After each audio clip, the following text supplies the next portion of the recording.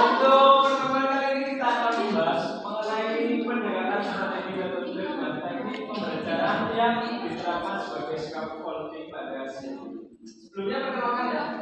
Nama saya Alfian Rahman.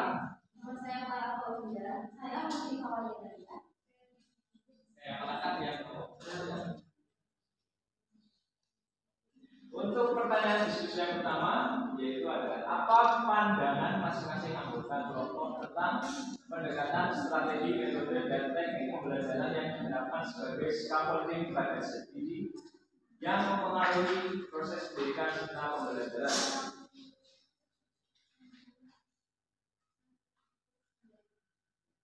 Yang pertama, menurut Alfian Rahman, saya sendiri sedikit merujuk pada tentang keterampilan yang dapat dicapai oleh seorang individu dengan bantuan dari orang lain. Scaffolding dalam pembelajaran melibatkan penggunaan berbagai pendekatan, strategi, metode, dan teknik untuk membantu siswa belajar menjadi diri mereka. Pendekatan ini melibatkan intervensi yang disediakan secara individual dari guru atau fasilitator untuk memandu siswa melalui proses belajar mereka. Modeling misalnya melibatkan guru menunjukkan contoh konkret atau demonstrasi tentang bagaimana tugas atau konsep harus dilakukan. Pertanyaan tematik digunakan untuk merangsang pemikiran kritis dan membimbing siswa menuju pemahaman yang lebih mendalam.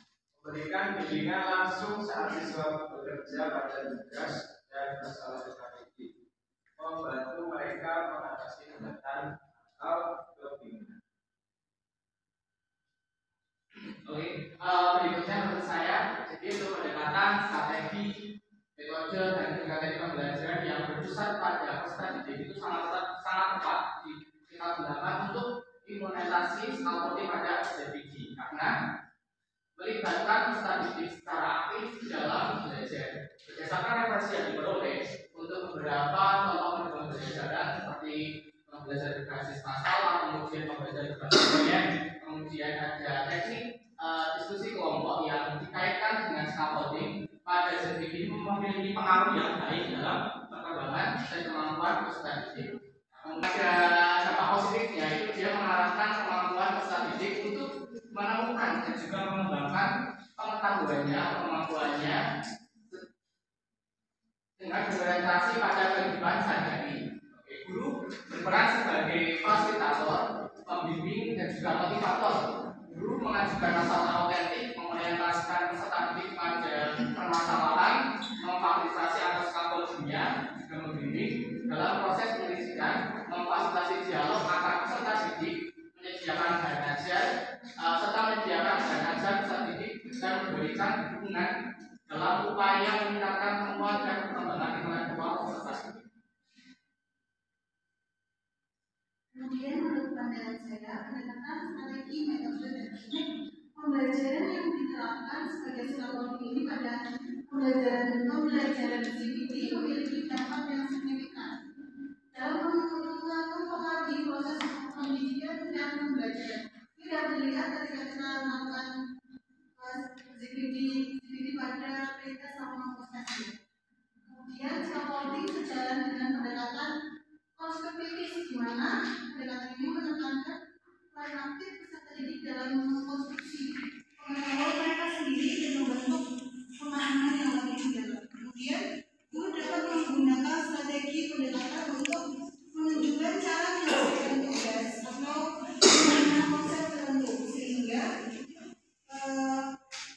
memberikan contoh konkret atau kontekstual yang dapat diikuti oleh peserta didik. Scaffolding juga mempromosikan kerjasama atau terjadinya kegiatan kolaborasi antara peserta didik, memungkinkan mereka belajar satu sama lain dan memberikan dukungan dalam mencapai tujuan pembelajaran di CPD masing-masing. Kemudian teknik memberikan umpan balik yang konstruktif dan spesifik pada peserta didik membantu mereka memahami kesalahan atau kekurangan mereka dan memberikan petunjuk untuk perbaikan melalui penerapan kombinasi pendekatan, strategi, metode, dan teknik scaffolding dapat memberikan dukungan yang tepat dan tepat waktu di mana kepada peserta didik dalam mengembangkan kemampuan mereka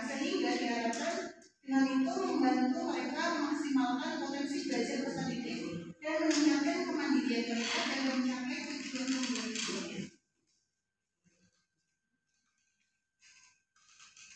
Selanjutnya yaitu pembelajaran yang menerapkan pendekatan strategi metode dan teknik pembelajaran sebagai strategi dilakukan dengan pemberian scaffolding atau bantuan belajar yang terstruktur, maka akan meningkatkan motivasi belajar siswa, meningkatkan kemampuan pelajaran siswa dan keaktifan siswa yang berimplikasi pada peningkatan pemahaman siswa. Pemberian bantuan ini bertujuan untuk meningkatkan kemandirian siswa dalam proses belajar, sehingga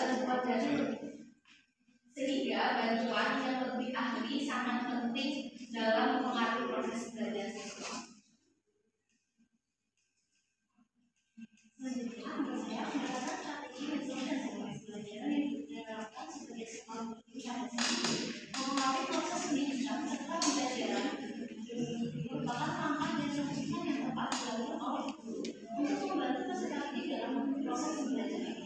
Dengan adanya pendekatan strategi metode dan teknik pembelajaran yang diterapkan sebagai sebuah dapat meningkatkan keterampilan dan kemampuan peserta didik dalam pembelajaran, sehingga peserta didik dapat mengaktualisasikan keterampilan dan pengetahuan untuk lingkungan sekitar. Yang selanjutnya pertanyaan yang kedua, apa pandangan masing-masing anggota kelompok tentang kesiapannya mengajar dengan memperhatikan pendekatan strategi metode dan teknik pembelajaran yang diterapkan sebagai scaffolding pada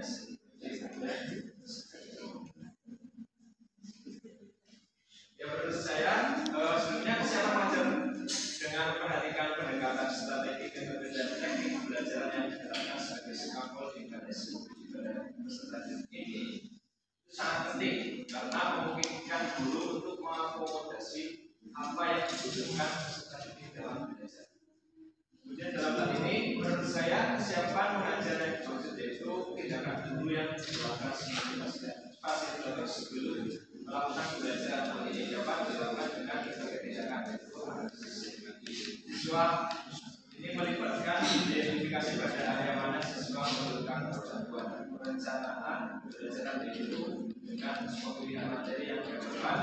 Selain itu penerapan scaffolding itu menggunakan berbagai strategi scaffolding seperti pemodelan, pertanyaan, pemunculan dan lain-lain untuk membantu siswa belajar lebih. Kemudian untuk kesiapan saya sendiri saya sangat siap ya karena ini merupakan pendekatan yang sangat penting ya bagi guru-guru karena kita harus bisa menyesuaikan dengan peserta didik. Ibaratnya laut dan pantai itu selalu sama ya. Ketika mereka senja, air juga ikut senja gitu. Jadi ada gunung sama kulit itu seperti laut dan pantai.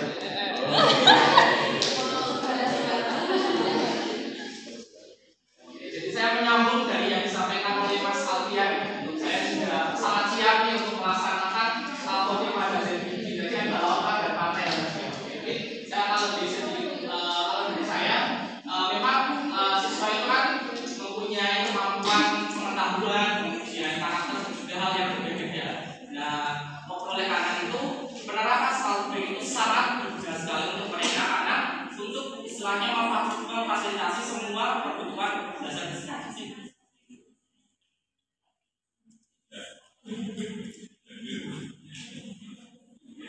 Menurut saya juga harus siap untuk melakukan pendekatan strategi metode dan teknik pembelajaran yang diterapkan sebagai scaffolding pada jangan kita menarik mereka ke pendidikan kita sebelumnya, tapi kita yang menyesuaikan pada zaman yang mereka sekarang.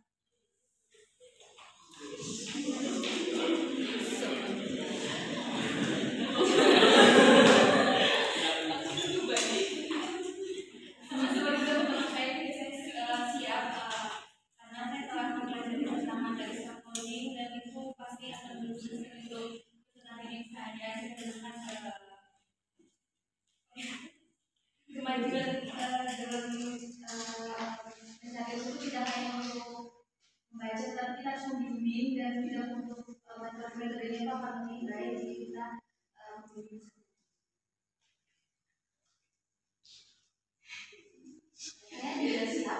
menerapkan pendekatan strategi metode metodologi dalam pembelajaran karena itu dapat memberi bantuan kepada pendidik dan dapat memenuhi kebutuhan pembelajaran.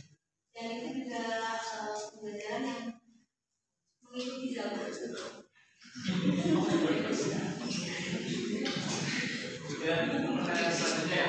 Pertanyaannya ini kan ada persamaan dan perbedaan pandangan tentang pendekatan strategi, metode dan teknik pembelajaran yang diterapkan sebagai scaffolding pada sistem yang mempengaruhi proses pendidikan yang dimiliki.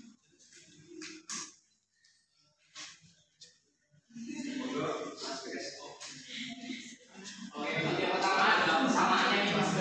Pendekatan strategi, metode dan juga teknik pembelajaran yang berpusat kepada peserta didik sangat tepat diterapkan juga sebagai implementasi scaffolding pada SDG karena melibatkan peserta didik secara langsung dan aktif dalam kegiatan pembelajaran. Untuk yang kedua, guru berperan sebagai fasilitator dan menerapkan sistem AMO dalam mengarahkan peserta didik dalam kegiatan belajar. Dan untuk yang ketiga, scaffolding yang dilakukan oleh guru dapat meningkatkan kemandirian dalam belajar dalam diskusi kelompok sehingga peserta didik terbantu dalam mengkonsumsikan pengetahuannya sendiri. Perbedaannya dalam hal ini pelaksanaan scaffolding pada terjadi secara terstruktur yang bertujuan untuk meningkatkan motivasi belajar peserta didik, meningkatkan kemampuan kolaborasi peserta didik dan keaktifan peserta didik di kelas. Kemudian strategi dalam hal peningkatan kemampuan fungsi kognitif peserta didik sesuai dengan karakteristik dan potensinya.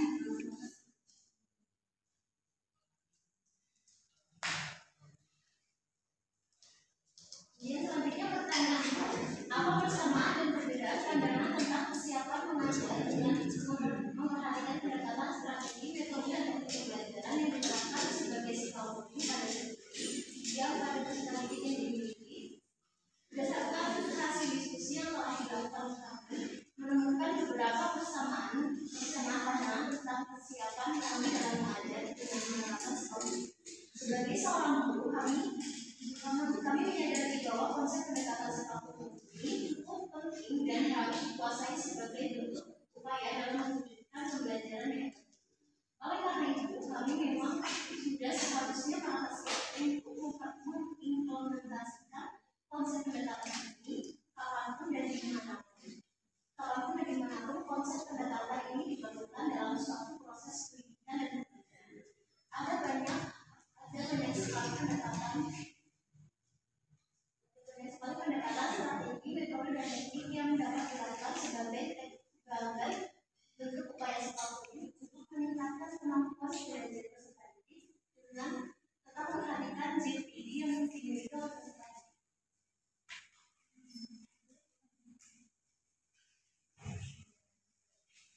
Kemudian untuk persamaannya ya, pandangan yang berbeda tentang perbedaan. Pandangan yang berbeda tentang kesiapan mengajar dengan pendekatan strategi, metode dan teknik pembelajaran sebagai scaffolding pada SDG. Strategi menyoroti penekanan pada peran guru sebagai fasilitator dalam menguji siswa mencapai potensi maksimalnya. Sementara beberapa pendekatan asesmen diagnostik atau pemahaman lain menyoroti pemahaman yang dalam tentang SDG atau penciptaan lingkungan belajar inklusif. Meskipun fokus pada penekanan pendidikan, semua pandangan menegaskan pentingnya kesiapan guru dalam memahami dan menerapkan strategi scaffolding pada SDG untuk memenuhi kebutuhan belajar siswa secara alhamdulillah, terima kasih. Itu presentasi dari kelompok 1. Berikutnya, jika ada pertanyaan, kami persilakan. Ada pertanyaan? Tidak, alhamdulillah.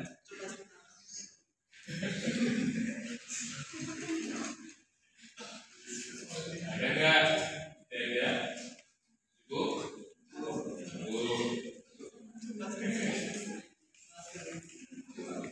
Ya, terima kasih presentasi dari kami. Alhamdulillah kami sudah mempresentasikan. Mohon maaf. Tak kira sudah surut tuh no.